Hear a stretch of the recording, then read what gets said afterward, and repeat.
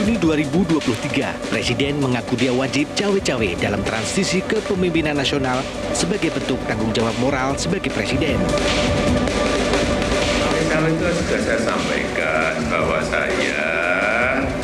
cawe-cawe itu saya sampaikan bahwa menjadi kewajiban moral, menjadi tanggung jawab moral saya sebagai Presiden dalam masa transisi kepemimpinan nasional di 2024.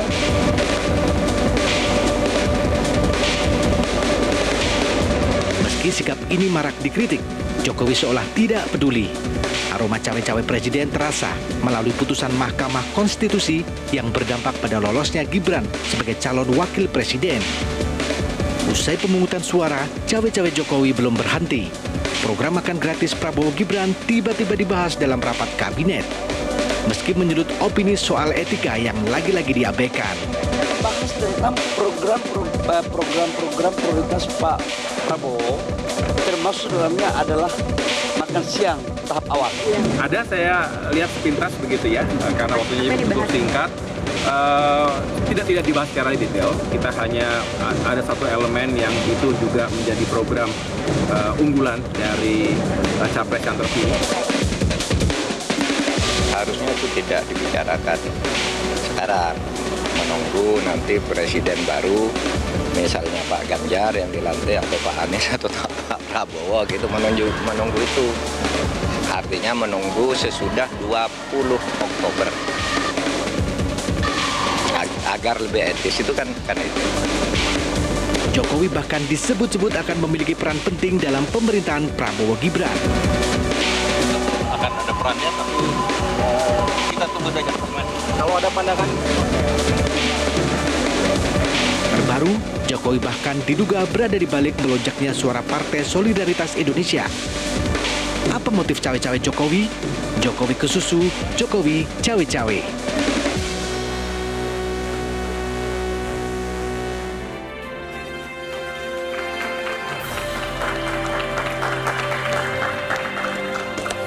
Selamat malam pemirsa, 19 hari usai pemungutan suara Komisi Pemilihan Umum masih berjibaku menghitung suara Pilpres dan juga Pileg.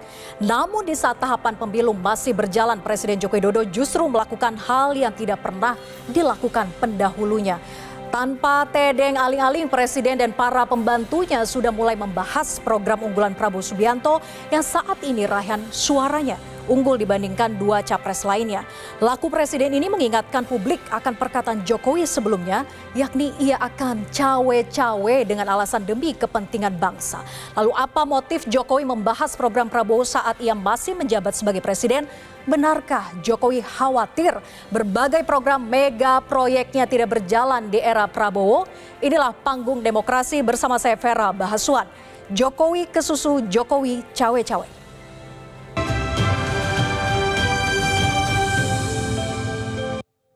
Dan pemirsa, untuk mengulasnya telah hadir di tengah kita politisi Partai Solidaritas Indonesia, Valdo Maldini. Selamat malam. Kemudian juga ada dari Prabowo Mania, Immanuel Ebenezer. Selamat malam. Hadir juga politisi PDIP, Deddy Sitorus. Selamat malam, Bang Deddy. Kemudian pakar hukum tata negara, Ferry Amsari. Selamat malam, Bang Ferry. Dan yang terakhir ada analis politik Ahmad Khairul Umam. Selamat malam, Mas Imam. Dan juga di studio telah hadir mahasiswa dari Universitas Mercu Buana Jakarta. Selamat malam semuanya. Oke, sebelum kita mulai dialog, saya ajak semuanya untuk mengingat pernyataan mantan Gubernur Lemhanas yang juga Deputi Politik TPN Ganjar Mahfud, Andi Wijayanto, berikut ini. Jadi dalam sebuah wawancara, Andi pernah menyatakan bahwa ia mendengar langsung Presiden Jokowi berkata 3 hal terkait pemilu 2024, yakni Prabowo pasti menang, PSI masuk parlemen, dan suara PDIP akan turun. Ini dikatakan adalah 3 keinginan Jokowi. Kemudian saya ingin ke Bang Deddy dulu. Bang Deddy, dengan lonjakan naiknya suara PSI yang per hari ini di 3,13%, apakah mengindikasikan sebetulnya tuntasnya 3 keinginan Pak Jokowi ini? Ya, saya kira 3-3 belum ya, karena kan MK KPU belum final dengan hasil hitungan, ya. Lalu MK juga belum menetapkan. Jadi saya kira belum bisa kita mengatakan keinginan yang tercapai. Yang kedua, bahwa PDI Perjuangan suaranya turun, ya itu kan masih quick count. Kita tunggulah, ya. Karena kalaupun berdasarkan quick count, walaupun suaranya turun di tengah gempuran kekuasaan seperti kemarin, kan masih tetap nomor 1, ya. Dari situ dia gagal. Yang kedua, sekarang orang melihat bagaimana PSI melompat jauh, ya, suaranya dari hasil quick count. Jadi ada split personality di sini. Quick count untuk presiden dia percaya, tapi quick count untuk parpol dia nggak percaya. Saya termasuk salah seorang yang pertama kali ikut dalam tim membawa quick count ini ke Indonesia. Tadi saya posting di TikTok saya. Yang namanya quick count itu margin of errornya tidak boleh lebih dari 1%. Kenapa? Karena hasil survei quick count itu berdasarkan hasil pemilu di 2.000 sampai 2.500 TPS di Indonesia. Jadi ini bukan omon-omon. Jadi sampel C1 ya? Yes, secara akademis, secara empirik sudah terbukti namanya quick count itu sebenarnya hasil yang bisa digunakan untuk memastikan pemilu itu jujur atau curang. Kan kira-kira begitu nih. Nah, sekarang kan terjadi lompatan suara PSI yang menurut kita, dan kalau Anda buka media sosial, terjadi lompatan-lompatan yang luar biasa. Cuma ada 2 kemungkinannya. Quick count-nya kacau atau ada operasi penggelembungan suara PSI dalam Sirekap KPU. Kita masih mengatakan Sirekap karena kan belum ada penghitungan manual. Ya, itu. Kalau soal apakah Anda meyakininya yang mana? Kalau saya tidak tahu saya apa yang mau diyakini. Karena kalau kita bilang quick count PSI ini nggak benar, seolah-olah kita kan mengatakan yang Prabowo yang benar. Ya, jadi kita nggak tahu lagi mana yang benar, mana yang salah. Karena semua ini ya ada yang mengorkestrasi menurut pemahaman kita, dan itu sangat telanjang. Kalau kita buka di media sosial, media mainstream sama. Hari ini Kompas merilis satu survei yang mengatakan 62,3% pemilih mengatakan bahwa pemilu ini curang. Jadi bagaimana kita mau menyebut pemilu kali ini? Saya juga sendiri bingung, Mbak. Ya, jadi kalau judul Anda adalah Jokowi kesusu, menurut saya dia nggak kesusu. Dia sangat mahir memainkan. Belum 6 bulan dia jadi presiden periode kedua, dia sudah bicara 3 periode. Ya toh? Lalu dia ketika itu ditolak, dia minta perpanjangan masa jabatan. Itu ditolak, dia minta lagi penundaan pemilu. Itu kan dari tahun 2020. Ya, jadi nggak bisa dibilang kesusu. Lalu pada tahun 2023, sebelum Ganjar ditunjuk menjadi calon presiden PDI Perjuangan, beliau pernah meminta Mas Ganjar, yang saya dengar ya, Mas Ganjar ketemu orang PKS, partai PKS. Sampai situ dulu Bang Deddy. Bentar, ini selesai. Ketemu Kita PKS supaya Pak Anies jangan dapat partai. Lalu apa? Meminta Mas Ganjar keluar dari PDI Perjuangan supaya masuk di Koalisi Indonesia Bersatu. Jadi kalau dibilang dia kesusu, enggak. Ini sangat sistematis. Sangat sistematis. Saya ke Bang Ferry. Bang Ferry tadi diyakini oleh Bang Deddy bahwa ada yang mengorkestrasi. Apakah itu juga yang Bang Ferry tangkap dari kenaikan atau juga lonjakan suara PSI? Kan secara pernyataan sudah terbuka disampaikan oleh Presiden. Satu, beliau akan cawe-cawe dengan istilah yang disampaikan sebagai kepentingan bangsa dan negara. Kedua, bahkan beliau menyampaikan secara terbuka isi dapur partai-partai ini dia sudah tahu, berbasis data intelijen, tidak hanya BIN, BAIS, dan intelijen yang lainnya. Kalau dari segi ketatanegaraan, kalau bicara kasus yang pernah terjadi dalam sistem yang sama, di Amerika misalnya sudah berhenti di Presiden Jokowi. Tapi sikap-sikap Presiden ini sekali lagi menunjukkan kematangan Presiden mengendalikan ruang politik, termasuk ruang hukum tata negara. Dia bisa kelihatan kali bukan kematangan. kematangan karena nekat dan matang kedua-duanya saling dibutuhkan.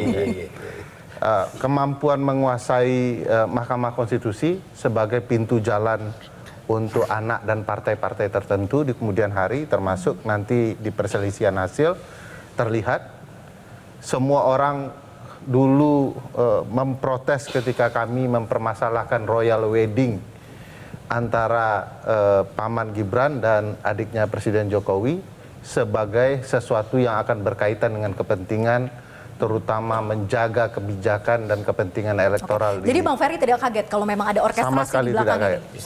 Sama sekali tidak. Susu ya. Saya tidak yakin ini dilakukan terburu-buru, ini betul-betul dengan perencanaan. Dan itu terlihat alurnya ya. Dan walaupun harus diakui alur beliau itu semua melanggar kepentingan konstitusi. Jadi di balik suara PS ini memang ada orkestrasi Pak Jokowi yang ingin dikatakan? Coba bayangkan dalam hitungan hari ada suara yang naik melonjak luar biasa dari 2,5% hingga 3,1 dalam hitungan hari.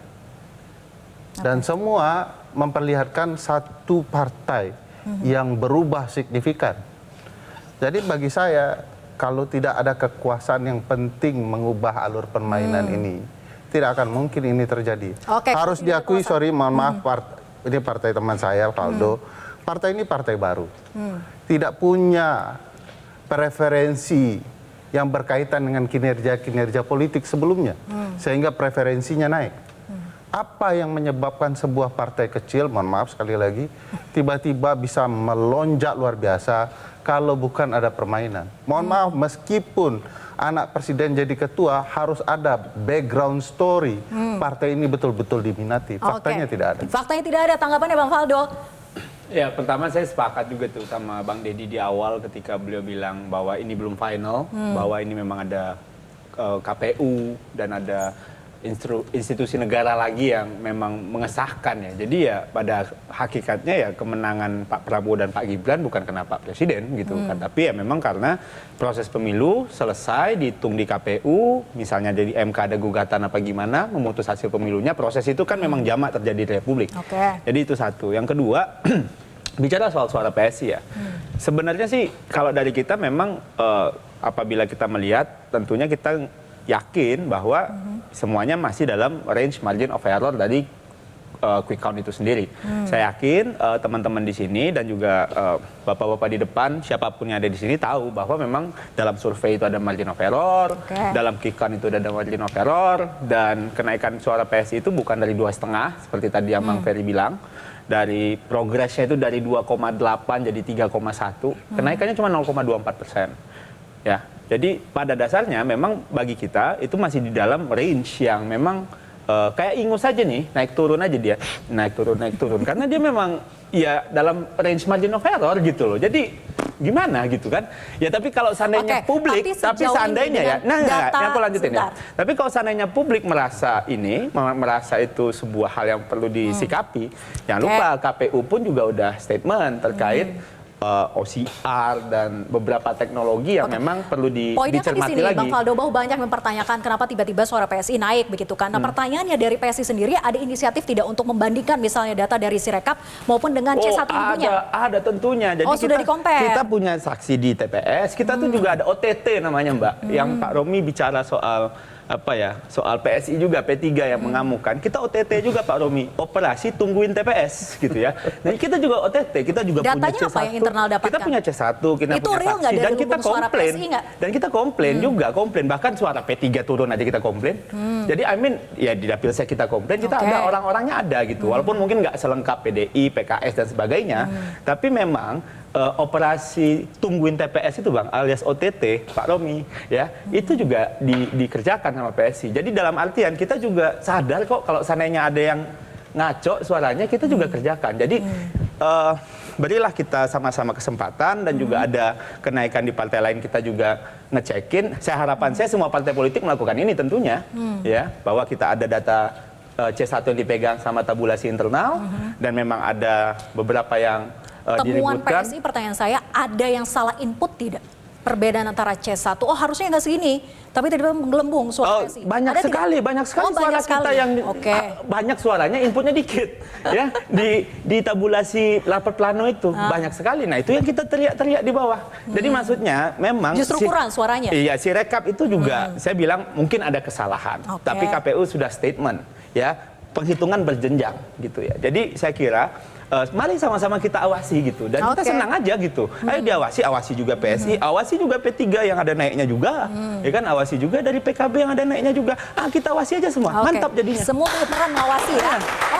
Nanti saya juga akan tanyakan ke Mas Khairul Umam bahwa lazim tidak sebetulnya pola volatilitas sedrastis suara PSI, tapi dijawab nanti usai jeda. Tetap bersama kami di Panggung Demokrasi.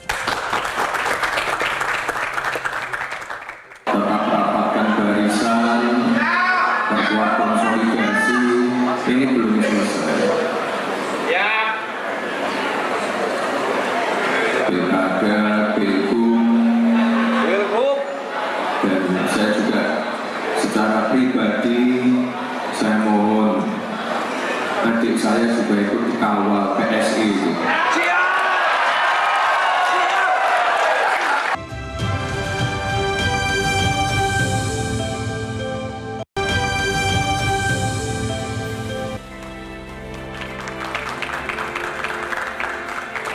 Kembali bersama kami di Panggung Demokrasi, pemirsa. Kami ada informasi bahwa Partai Solidaritas Indonesia atau PSI mendapat banyak sorotan usai suaranya mendadak melejit di Sirekap KPU. Seperti apa kejanggalannya? Berdasarkan penelusuran di laman resmi Sirekap KPU, di beberapa TPS ditemukan ada penggelembungan suara. Seperti di TPS 014 Sereh Sentani, Papua, PSI mendapatkan 82 suara, namun di formulir C1 hanya mendapat 2 suara. Kemudian di Maluku Utara, berdasarkan data Sirekap di TPS 943 Kawasi, PSI memperoleh 25 suara. Namun berdasarkan hasil foto C1, ini PSI sama sekali tidak memperoleh suara. Saya kemudian ingin ke Mas Umam untuk menanggapi adanya perbedaan data yang dihasilkan melalui Sirekap dengan C1. Ini terjadi di mana-mana sehingga ini menjadi dugaan adanya penggelembungan suara yang khusus diberikan kepada PSI. Apakah Anda melihat ini memang volatilitasnya lazim ketika data progres yang masuk di Sirekap itu sudah mencapai 65%? Begini, kalau misal kita titik pijaknya ke konteks data volatility, maka sebenarnya kita harus berpijak pada konteks margin of error. Hampir menjadi kesepakatan kita, misalnya di teman-teman Persepi, kalau margin of error itu dalam konteks quick count itu no more than 1%. Dan itu sudah menjadi lazim dalam konteks penyelenggaraan quick count di semua lini. Nah, ketika kemudian dikontekstualisasikan dalam situasi PSI saat ini, memang kalau misal kita merujuk pada basis data quick count secara general, itu berkisar di angka 2,2, 2,5, dan kalau misal pada angka yang paling optimal itu di angka 2,8. Kalau misal kemudian kita menggunakan proyeksi angka penambahan basis data, kalau misal dianggap volatile tadi itu, pada angka yang sangat optimis sekalipun sebenarnya belum memungkinkan memang PSI untuk masuk di angka 4% ambang batas parliamentary threshold. Karena di basis data tertinggi misalnya 2,8, kalau misal kita merujuk pada konteks metodologis margin of error 1%, maka besar kemungkinan di angka 3,8. Meskipun kalau misal kita bicara volatility data, itu cukup beragam. Misalnya kita merujuk pada data dari basis elektabilitas PKB. PKB itu di beberapa data itu berada di angka sekitar 10% Kemudian di data KPU bisa menyentuh di angka sekitar 11%. Kemudian PKS juga sama. PKS itu justru turun dari data quick count secara mayoritas di angka sekitar 8%, justru di KPU menjadi angka 7,55% point something. Nah, artinya bahwa ini memang belum selesai betul dan KPU sendiri tampaknya tidak mau mengambil resiko untuk kemudian menuding misalnya apakah ini bagian dari bentuk penggelembungan atau tidak. Tapi kalau misal angka sekarang di sekitar 3,1%, kalau dilihat dari konteks margin of error masih dalam ruang yang bisa dipahami secara metodologis.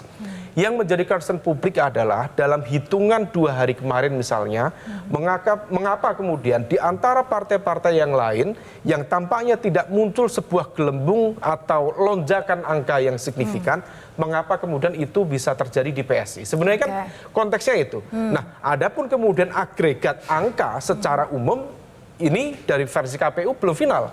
Nah, sekali lagi kalau misal kemudian mau buka-bukaan lebih clear, saya pikir teman-teman di lembaga survei bisa menjadi sparring partner yang baik.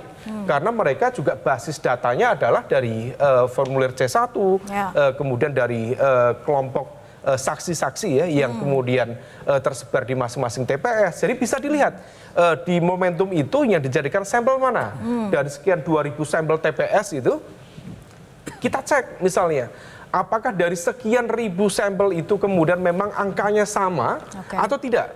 Kalau misal kemudian ternyata ada perbedaan angka yang signifikan, maka proses investigasi tentu menjadi penting untuk menjawab semua kekhawatiran, tudingan, supaya tetap marwah demokrasi juga terjaga. Investigasi ini harusnya dilakukan siapa, Mas Umam? Kalau misal dalam konteks ini tentu Bawaslu, karena tupoksinya adalah tupoksi Bawaslu. Segala bentuk pelanggaran kepemiluan dan sebagainya tentu Bawaslu. Meskipun juga dalam konteks ini, nggak ada yang mau datang tuh. Ya, meskipun juga dalam konteks ini tentu masyarakat sipil memiliki otoritas untuk mempertanyakan itu, termasuk juga para aktor demokrasi, sesama pemain demokrasi ya dalam konteks ini kepemiluan, partai-partai yang lain. Karena kalau misal kemudian misalnya ini konteksnya PSI dianggap mengalami kenaikan eskalatif misalnya gitu, di saat yang sama misalnya kemarin ada yang betul-betul deg-degan, salah satunya adalah P3. Karena P3 itu kalau misal di basis data 60% itu 4,2%. Dan itu hanya selisih 0,2%. 0,2% Mbak, itu kalau misal ada orang usil katakanlah, hanya bermain di satu dapil yang potensial dia dapat, diutik-utik, itu bisa hilang. Dan hilangnya ini hilang zero sum game ya. Karena dalam satu gerbong besar, parliamentary threshold itu kemudian menjadi sebuah kekuatan yang bisa hilang sekaligus. Meskipun juga kemudian spekulasi-spekulasi berkembang. Termasuk juga ide-ide misalnya, ya udah nggak apa-apa, tiba-tiba kemudian ada putusan dari Mahkamah Konstitusi, parliamentary threshold dihapuskan. Sehingga kan kemudian muncul. Nanti, tetapi kemudian diikuti juga ide-ide misalnya, ya udah nggak apa-apa. Tapi kemudian kita mulai saja misalnya dibuka dengan konteks penggabungan sebuah fraksi berbasis pada kekuatan angka yang meskipun nggak sampai 4% dalam konteks menjaga kedaulatan rakyat. Ini debatable, tetapi juga menjadi pertanyaan publik. Ini kenapa kemudian dinamika ini muncul begitu saja? Bagian dari narasi yang barangkali tadi ada orkestrasi ya, dugaan-dugaan itu yang kemudian terus berkembang. Saya ke Bang Ferry ya. Bang Ferry, kalau tadi dikatakan bahwa Bawaslu lah yang harusnya bisa menjembatani begitu ya, tapi kan Bawaslu serasanya kok terlihat melempem ya. Dan KPU sendiri apakah sudah cukup transparan untuk membuka ada apa dengan Sirekap ini dan memperbaiki error-error yang terjadi? Ya, dari awal kita sudah mencoba melaporkan berbagai hal ke Bawaslu. Saya masih ingat kami melaporkan bahkan jauh sebelum pemilu soal potensi pelanggaran. Bahkan di menjelang hari H pemilu kita lapor soal pidana pemilu. Tapi sampai hari ini tidak ada perkembangan. Bahkan kita hadir di Bawaslu tapi DEX pelaporannya juga tidak aktif berjalan. Jadi bisa dikatakan Bawaslu cukup pasif dalam berbagai proses. Juga ada titik singgung misalnya di antara Bawaslu dan KPU soal keterbukaan, beberapa hal tidak diserahkan kepada Bawaslu. Sehingga ini jadi lempar tanggung jawab ya. Bawaslu menuding KPU tidak terbuka, tetapi di titik tertentu kita tahu Bawaslu juga bisa melakukan upaya tersendiri untuk penemuan mereka bahwa telah terjadi pelanggaran. Sejauh ini kedua lembaga ini tidak maksimal menurut kita. Dan bisa dikatakan Bawaslu menjadi titik kunci penting kenapa pelanggaran baik yang dilakukan penyelenggara dan peserta itu bisa terjadi luar biasa. Saya tidak melihat ada niat untuk memperbaiki itu dan kita bisa katakan proses penyelenggaraan pemilu kita memang porak-poranda dengan penyelenggara pemilu yang bermasalah. Baik, kita akan lanjutkan diskusi usai jeda, tetap bersama kami di Panggung Demokrasi. Saya berharap teman-teman media, masyarakat terus pantau agar jujur. Kalau memang ada suaranya, ya harus dilindungi. Kalau tidak ada suaranya, jangan diada-adakan. Karena ini adalah aspirasi rakyat. Jangan sampai ini nanti membuat cacat pemilunya. Kalau pemilunya cacat, yang cacat semua. Nila setitik, rusak susu sebelanga. Begitu terjadi peristiwa yang seperti ini, maka itu akan bisa merusak semua. Kalau merusak semua, kepercayaan rakyat bisa hilang. Hilang terhadap proses pemilu kemarin. Dan pemerintah harus ikut bertanggung jawab. Walaupun ketuanya adalah anak presiden, tapi bukan berarti kemudian segala hal bisa dilakukan terhadap partai yang dipimpin oleh anak presiden. Malah lebih ketat lagi pengawasannya supaya tidak ada jajaran di bawah yang kemudian melakukan kegiatan-kegiatan walaupun tanpa diperintah.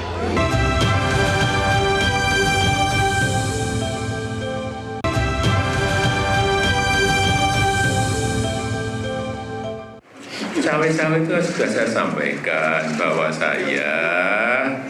cawe-cawe itu saya sampaikan bahwa menjadi kewajiban moral, menjadi tanggung jawab moral saya sebagai presiden dalam masa transisi kepemimpinan nasional di 2024, ya harus menjaga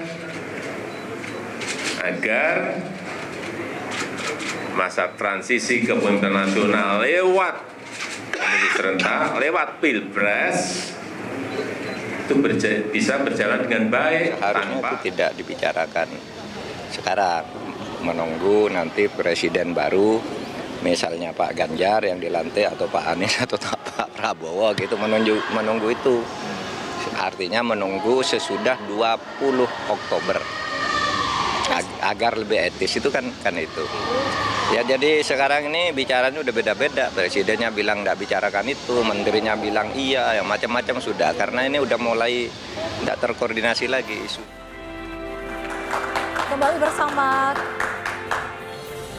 Kembali bersama kami di Panggung Demokrasi. Saya ingin ke Bang Noel dulu. Bang Noel, tadi Presiden mengatakan demi bangsa saya akan cawe-cawe terlebih di masa transisi pemerintahan ini. Kenapa sih pentingnya Pak Jokowi cawe-cawe di pemerintahan yang nanti akan datang? Ya sangat penting. Pertimbangannya kenapa? Karena ada beberapa periode keduanya itu terkendala dengan COVID ya, 2 tahun pandemi global. Jadi beliau masih punya tanggung jawab moral dan politik. Tadi kan disampaikan beliau bahwa jangan sampai program-program beliau yang seharusnya sudah tercapai akhirnya terbajak oleh para calon-calon yang tidak paham apa yang sudah akan dilakukan Pak Jokowi ke depan. Emang Pak Jokowi nggak percaya kalau Pak Prabowo, yang punya sejauh ini Pak Prabowo yang unggul, untuk melanjutkan program Pak Jokowi cuma ada di Pak Prabowo Gibran. Itu berkali-kali Pak Prabowo menyampaikan, saya akan melanjutkan dan menyempurnakan apa yang akan itu kan dilakukan. Pak Prabowo sudah bilang akan melanjutkan. Harusnya Pak Jokowi sudah nggak ragu lagi dong. Ya justru nggak ada yang diragukan. Apalagi nanti Pak Prabowo secara otoritas dia punya hak eksekutif. Iya, pertanyaannya yang kenapa harus cawe-cawe kalau sudah percaya? Nggak masalah dong. Problemnya di mana? Problemnya di mana saya tanya cawe-cawenya? Toh buat bangsa ini kok, bukan buat kepentingan dirinya, buat rakyat ini. Kecuali dia buat kepentingan dirinya, buat misalnya dia punya partai, buat partainya kan enggak juga. Dia punya orientasi, ini presiden orientasinya buat rakyat dan bangsa. Kemudian dia cawe-cawe, kemudian diterjemahkan oleh mereka yang resisten terhadap pernyataan itu, yaitu problem mereka. Karena biar gimana pun berbuat baik di bangsa ini juga pasti timbul penolakan. Yang baik kayak ditolak, apalagi yang jahat, gitu loh. Jadi menurut saya cawe-cawenya Pak Jokowi karena punya keinginan agar bangsa ini dan rakyat ini lebih baik ke depan, saya rasa nggak ada masalah. Terkecuali dia membangun sebuah kepentingan saudaranya, lingkungannya, baru kita akan melakukan perlawanan. Sampai detik ini kan tidak ada. Bahkan orang hari ini mengorkestrasikan kecurangan-kecurangan. Ada tuh Bang. Boleh Bang Ferry silakan. Ada membangun anaknya. Ini kan apa? Keluarga-keluarganya dibangun. Lah, proses demokratik atau tidak? Sangat tidak demokratis. Kita fair juga. Sangat Jangan tidak kita membuat narasi kemudian kita mana ada peradilan yang disebut demokratis kalau pamannya yang memimpin sidang, Bang. Gini, biar kita paham tentang apa makna demokrasi itu sendiri. Kita kan mengorkestrasikan persoalan politik dinasti, tapi rekonstruksi berpikir juga salah. Ya, saya mau kritik, Bang. Gitu. Kalau boleh, bahwa konstruksi demokrasi itu harusnya untuk siapa? Kan untuk rakyat, oleh rakyat. Betul. Tidak salah. Tetapi sekarang kalau kita lihat untuk anaknya semua. Peradilan konstitusional yang meloloskan anaknya dipimpin oleh pamannya, lalu yang menguji adalah adiknya, dan yang menjadi termohon adalah pemerintahan ayahnya. Ini semua kolusi nepotisme besar-besaran dalam takaran demokrasi. Tidak ada bicara rakyat, semua bicara keluarga Jokowi dan partai anak keluarga Jokowi. Gini, Fer, problemnya kalau itu menjadi problem, itu kan sudah digugat. Kawan-kawan, kelompok-kelompok NGO, kelompok-kelompok kepentingan yang lainnya menggugat. Makanya aku tanya Abang sebagai aktivis, panutan kita lah dalam aktivisme ya. Kejadian seperti ini pelanggaran nepotisme besar-besaran terbuka. Lalu Abang diam dan membiarkan ini dan menganggap ini bagian dari demokrasi. Demokrasi apa? Saya melihat pada substansinya. Enggak bisa. Saya melihat pada substansinya. Juga harus bicara mekanisme yang demokratik itu tidak problem. Gitu loh. Abang sudah tahu. Dong. Saya kalau tahu Abang tahu. Gini, substansi juga bicara proses. Prosesnya total. Selama substansinya melalui mekanisme demokratik, problemnya di mana? Iya, gitu prosesnya loh. tidak benar. Gitu loh. Ada nepotisme dihukum, orang mengorkestrasikan curang-curang tapi ikut-ikut pemilu. Ini kelompok culas menggugat kecurangan, saya anggap. Orang yang culas menggugat kecurangan. Gitu loh. Jadi ikut saja sudah dicurangi, apalagi orang tidak, yang culas ini siapa yang dimaksud? Tanya Dedi. Dedi paham tuh orang-orang culas itu siapa? Kan yang ngomong Bang Noel, masa saya tanya Mbak Dedi? Ya lu dong. Lu yang ngomong. Gua nggak ada ngomong dari tadi. Tadi kalau mengorkestrasikan ada sebuah kecurangan. Tangan lu bosan nunjuk di depan orang nih. Iya, depan orang kenapa rupanya? Aduh apa? Oke. Ini pemilu aja kalah soalnya minta ampun. Lu sudah diculas. Lu sudah diculas. Jangan kurang ajar lo. Oke, sebentar. Lu dewan tidak punya rasa hormat. Ingat deh, jangan konyol lo. Lu harus diangkat. Jangan konyol apa? Ayo kita buka. Kenapa ayo? Kita akan buka itu ya. Kita akan buka itu. Kita akan buka itu. Jangan konyol lu. Baik. Iya. Kenapa? Iya. Lu marah kenapa? Culas. Kenapa lu jadi persoalan pribadi lu? Kesalahan pribadi. Ini kita bicara politik. Ini masalah lu yang ngawur. Gua ngomong apa man lu? Lu ngomong apa tadi? Gua lihat lu aja jijik. Gua lebih jijik dari lu. Bang Noel. Saya ke Bang Faldo ya, Bang Faldo. Entar dulu, gua belum ngomong. Tadi gua mau ngomongin dulu yang disebut tadi itu soal apa namanya? Tadi gua sampai lupa tadi ngomong apa. Substansi demokrasi. Bicara substansi demokrasi itu bicara proses. Kalau ada orang yang bilang pembegalan di MK yang berujung pada pemecatan ketua MK sebagai substansi demokrasi, orang itu pasti nggak pernah baca buku, ya. Orang itu pasti nggak ngerti substansi.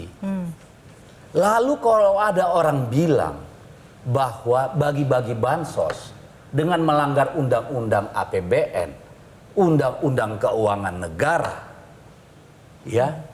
Pada saat anggota keluarganya ikut dalam kontestasi pemilu bukan sebagai kejahatan demokrasi, orang itu nggak ngerti demokrasi. Tidak paham apa itu demokrasi, cuma punya urat suara. Kalau orang paham substansi, pernah baca buku, malu teriak-teriak, malu. Jadi maksud lu paham tentang demokrasi nggak? Gua tanya, lu paham tentang demokrasi? Coba, lu bukan apa yang lu paham tentang demokrasi? Kita debat itu, kita bicara tentang debat substansi itu.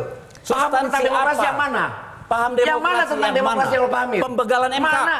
Pembegalan MK. Lu aja kan ketua MK dipecat jujur. Ketua MK dipecat. Lu itu bukan lahir dewan yang mekanisme jujur, tahu? Lu kenapa jadi urusan pribadi di sini? Bukan pribadi. Ini Oke, cukup ya. Lu bawa keluar nih orang. Sebentar. Ini orang manipolitik 400.000 malah ngejek. Lu gagal, gagal lu. Banyak omong. Kita 1 bulan. Bang Noel. Bang Noel. Kalau orang kaya, orang kaya bos. Oke. 1 bulan, jangan nambah hati. Lu jangan nambah lagi. Lu begini sama gua. Aku lagi gober lu. Bang Noel cukup. Tuh burung lu. Saya langsung ke Bang Faldo. Anggota Dewan Pimpinan lo yang gue lihat. Ini jadi urusan pribadi, gimana urusannya barang ini? Oke, sebentar Bang Noel. Tolong sebentar. Kasihannya nih anak. Kita kasih pendidikan publik ya, diskusinya harus diskusi yang sehat. Oke, sebentar. Saya ke Bang Faldo. Oke, tahan dulu. Soal bangsa. Iya, saya hostnya di sini. Tanya substansinya mana? Saya bilang jalan demokrasi. Bang Faldo. Oke. Kenapa yang atau tidak sedang demokrasi? Pembekalan tanya itu dulu. Gimana sih ini orang? Ya, saya kira. Oke, kita break dulu ya. Sesaat lagi kita bersama Panggung Demokrasi.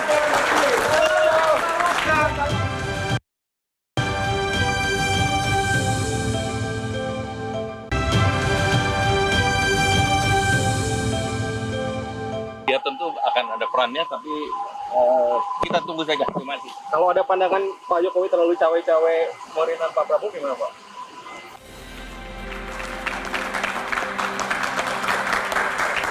Kembali bersama kami di Panggung Demokrasi. Kita lanjutkan dengan narasumber yang ada ya. Saya ke Bang Faldo dulu. Bang Faldo, bahwa pembahasan RAPBN 2025 dan uji coba program Capres Prabowo makan siang gratis yang masih belum jadi presiden terpilih oleh KPU, karena harusnya nunggu 20 Maret nanti kan. Nah ini kenapa sih harus buru-buru banget? Ya saya kira ginilah Mbak Vera dan semuanya, kita ini jangan terlalu sering bentur-benturin lah, bahwa memang Pak Jokowi dan Pak Prabowo kan suasana kebatinannya lagi bagus gitu. Kita bicara soal keberlanjutan gitu, kita nggak mau juga ibaratnya nih sering banget nih Mbak, ini kan dia dalam politik praktis sering banget nih orang-orang yang menjadi suksesor itu ibarat ditaruhin paku gitu tuh di kursi dia mau duduk gitu, jadi he can do nothing. Dan kita tahu bahwa penyusunan anggaran, kita tahu juga skema pembiayaan program-program itu memang harus diserap dari awal gitu. Jadi dalam hal ini kami kira Pak Prabowo dan Pak Jokowi hari ini ya dalam satu nafas yang sama soal keberlanjutan. Bicara soal cawe-cawe kan kayaknya saya udah 2 tahun ya ngejawab soal cawe-cawe ini kan. Dan memang pada akhirnya kita melihat Pak Jokowi juga dalam proses pemilu tidak hadir di kampanye siapapun, gak hadir di kandidat manapun, ya, dan tidak mengendorse siapapun bahkan. Dan walaupun tuduhannya, ya tuduhan ke Pak Jokowi nggak kayaknya sih ya sama banyaknya lah ya sama tuduhan ke PSI gitu loh ya. Tapi ya kami kira memang hari ini kita melihat ke depannya bagaimana Prabowo Gibran itu berkomitmen melanjutkan pemerintahan karena narasinya memang begitu. Dan kami kira juga dalam hal ini kita juga perlu sama-sama melihat bahwa proses bangsa kita ke depan akan berjalan, waktunya juga nggak banyak-banyak amat, prosesnya 20 Oktober itu sekarang bulan Maret, 7 bulan ya. Pemilu mungkin habis ini kita Ramadan, Idul Fitri ya. Kita Bang harus take Faldo, off. sebetulnya begini konteksnya kenapa saya tanyakan ini, karena ini kan berdasarkan pernyataan dari Pak Mahfud yang tadi juga sudah kita tentu. Ya, bahwa tidak etis ketika programnya calon presiden yang belum terpilih dan diumumkan oleh KPU tapi sudah dibahas dalam RAPBN dan diuji cobakan di pemerintahan Jokowi. Di situ poinnya. Ya, saya kira Pak Mahfud dia juga nggak salah dan nggak boleh kita larang ngomong juga ya. Dalam artian beliau juga ya orang yang kita sama-sama tahu pernah terlibat di pemerintahan. Tapi kan ini nggak selebrasi loh ini program. Ini uji coba. Ya, uji coba. Dalam artian tuh kalau dalam sebuah proses tuh ya biar A/B testingnya oke lah. Doable nggak sih ini gitu. Ini kan program besar salah satu unggulan. Dan kita kan nggak mau juga nanti Mbak ganti presiden, ganti lagi kebijakan, ganti ini, ganti itu. Kita udah terlalu sering kayak begitu. Jadi apa salahnya sih? Ya, jadi gitu kami kira dalam hal ini uji coba dan budget kenegaraan kita juga ada skemanya tertentu dan ini bukan hal yang kami kira tidak diselebrasikan, diuji coba. Jadi kami kira nggak ada salahnya sih. Oke, nggak ada salahnya katanya Bang Ferry bahwa ketika memang RAPBN-nya dibahas gitu ya terkait dengan program unggulan calon presiden Prabowo yang karena belum terpilih nanti kan 20 Maret gitu. Dan juga diuji cobakan di era pemerintahan Pak Jokowi. Tadi kata Mas Faldo ya wajar lah ini kan untuk mengamankan dan keberlanjutan dari program-program Pak Jokowi gitu. Ya pertama Faldo ini memang muda ya, tetapi kan dia bukan kemarin sore dalam politik. Dalam politik kan ada ruang yang mengatur ya dalam hukum administrasi negara, hukum keuangan negara, semua ada tertib hukumnya. Proses birokrasi yang tidak taat proses itu masalah. Termasuk juga pengelolaan program pemerintahan. bagaimana mungkin ceritanya pemerintahan ini belum resmi sudah dibahas dalam APBN yang merupakan program yang akan dieksekusi. Nggak detail itu sih Bang. Nggak. Uji coba. Iya, kan tapi ngapain? Coba bayangkan rapat kabinet. Kalau nggak menuju detail gimana itu? Untuk apa rapat kabinet? Ini pengalaman 2014. Yes. Waktu itu saya anggota tim transisi. Waktu itu Pak Presiden SBY, ya. Kita tim transisi datang ke Pak SBY untuk mencari informasi. Itu posisinya sudah terpilih atau belum? Sudah terpilih. Sudah terpilih. Makanya tim transisi kan. Jadi kita datang ke Pak Jokowi untuk menyesuaikan, melihat di mana ruang-ruang fiskal yang memungkinkan untuk program-program nanti yang katakanlah champion program.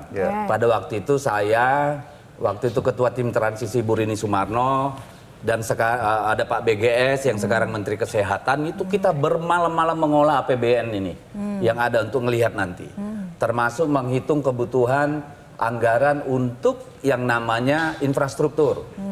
Kita bandingkan dengan defisit APBN pada waktu itu. Kita hanya bisa dapat data. Karena apa?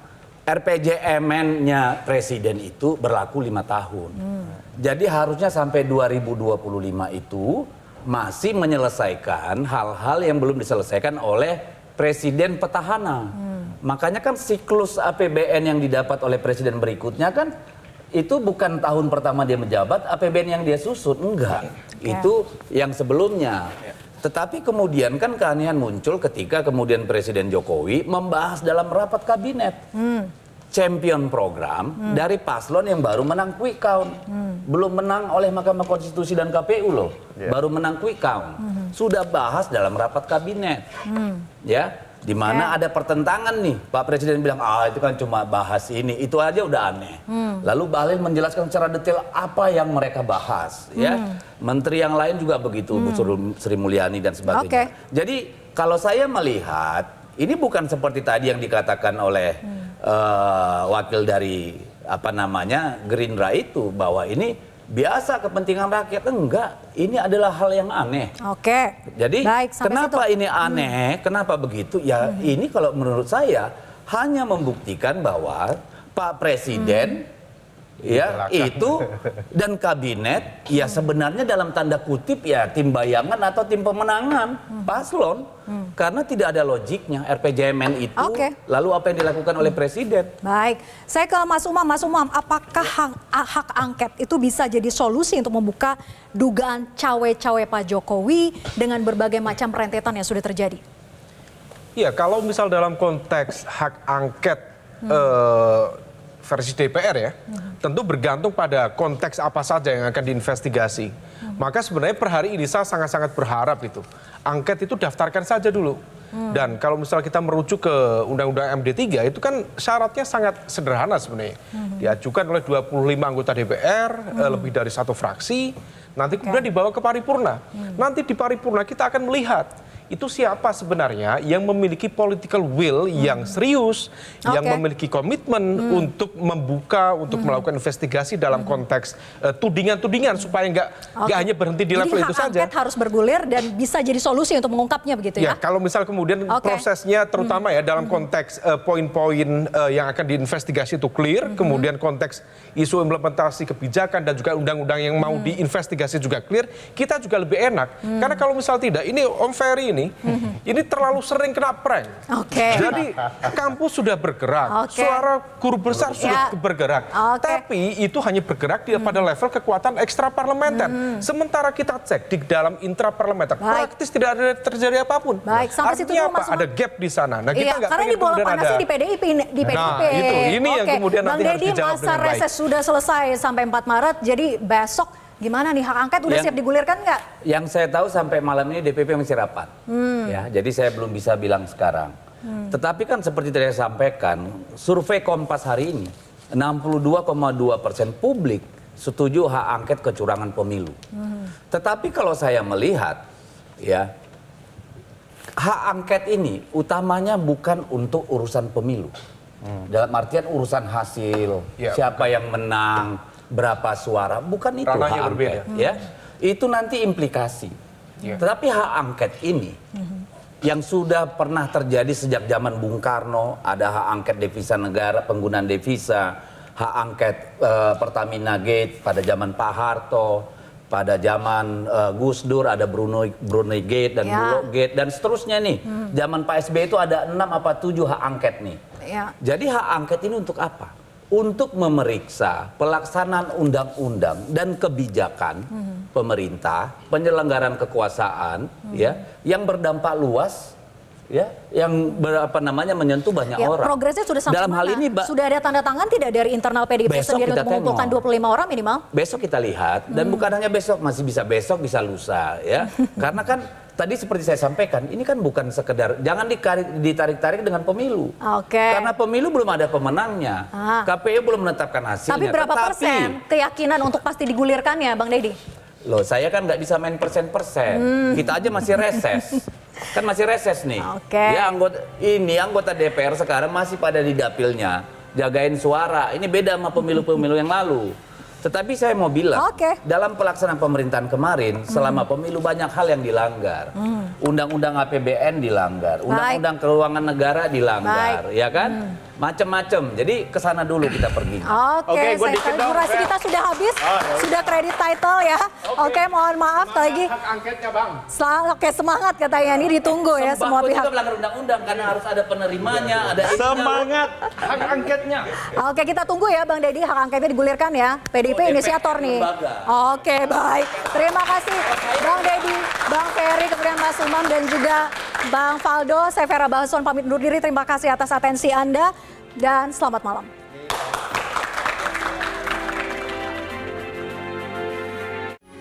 Metro TV. Jelajahi cara baru mendapatkan informasi. Download Metro TV Extend sekarang.